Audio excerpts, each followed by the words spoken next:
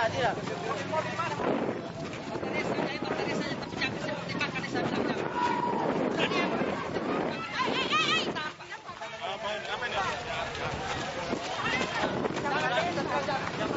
Polisi mengevakuasi 2 jaksa keluar dari Pengadilan Negeri Gorontalo dari kepungan keluarga terdakwa, menyusul seorang anggota keluarga yang menantang polisi.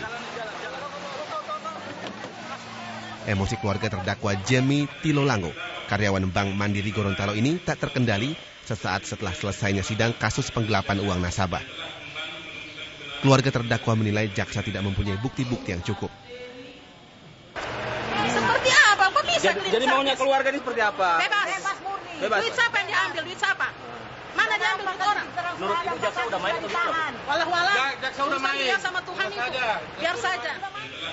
Sementara itu, Jemi Tilolango yang juga pegawai di Bank Mandiri cabang Gorontalo ini adalah terdakwa dalam kasus dugaan penggelapan uang nasabah sebesar 1 miliar rupiah. Jaksa penuntut umum menuntut terdakwa dengan hukuman 3 tahun penjara. Dari Gorontalo, Zainal Ahmad melaporkan.